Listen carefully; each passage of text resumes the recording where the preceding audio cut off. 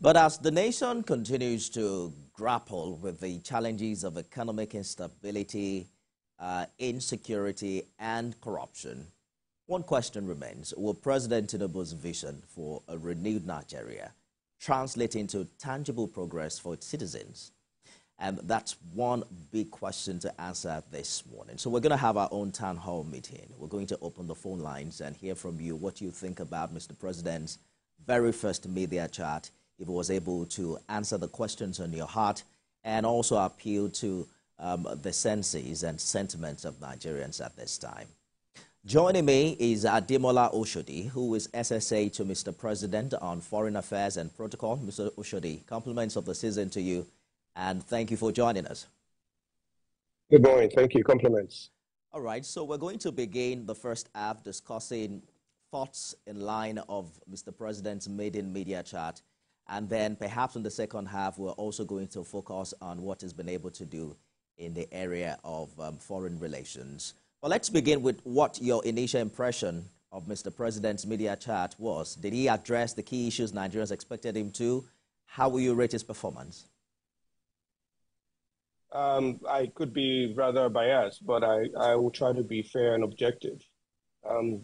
There's no other president that has been quite frank and bold in his policies and his objectives.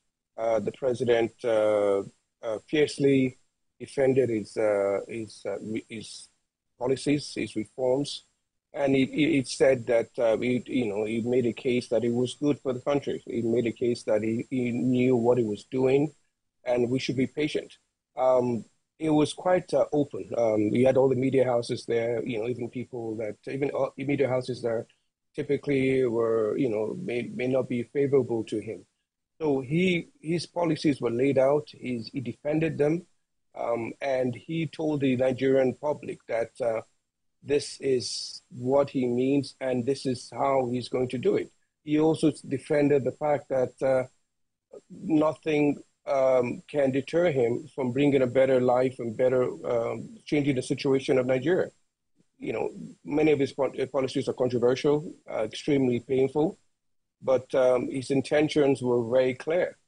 And I believe he reached out to the Nigerian population through, away from the utterances from social media or from media that would be less objective to his case. He reached out directly to Nigerians and he told them this is what he plans, this is what he intends, and this is how it's going to change your life. He made great promises for 2025, which is something is rather exciting. So I believe it was quite a formidable and beneficial media chat directed to the Nigerians. Well, you are senior special assistant to the man yourself, so I don't expect you to say anything bad in what he said. But I'll try to be the voice of balance and reckon so that we can find some balance to this conversation. Mr. President did say that Nigeria is on the path of recovery and that he had no regrets removing fuel subsidy at his inauguration in 2023. He mentioned that failure to do so would have amounted to the country spending the lives of its future generations. But do you think he really has a full grasp of the impact of these policies on the lived experiences of people right now, considering the quality of life they are living now, their purchasing power relative to before that announcement was made? I do believe he understands what Nigeria is going through, and I'll tell you why. He gave references to people that changed their mode of life. Affluent people that reduces the way they use their vehicles, the number of vehicles. He also has more importantly, continuously mentioned the fact that he understands and is aware of the pain Nigerians are going through. He repeatedly said so, and even his Minister of Finance has also said so, and other government government heads. So it's something that he knows. I could clearly tell you that his tenure as governor of Lagos State went through a bit of that phase. I remember in parts of in Lagos, he cleared streets trading. He was one of the first governors to do that, and cleared many of the arteries where cars and buses go through. And it was very painful for a lot of Lagosians. And he went out on the street and he told them the reason he was doing it. And if you go through many parts of Lagos right now, there's clear movement, there's more orderliness. He has his vision, and you cannot take that away from him. So he knows where to start, how to start, and he knows the process, and he knows the conclusion. It's experience that said so. It's experience that showed this.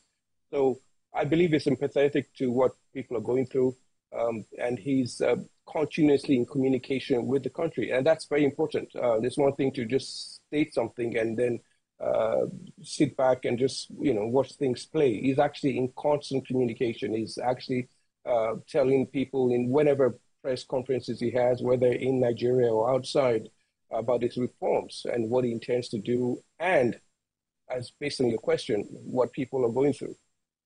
It's never going to be easy. Reforms are painful. I mean, you can talk about historically what happened in places around the world when Indira Gandhi did reforms. The Congress Party, the Congress Party in India in recent times did their reforms in the 90s and opened up the economy. Talk about China opening up the economy after the Chairman Mao's tenure, how it changed things.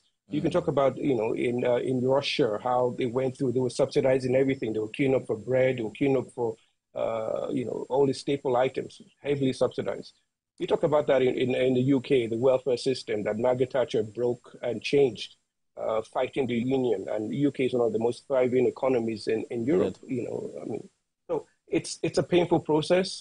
He's aware of history and he's communicated it.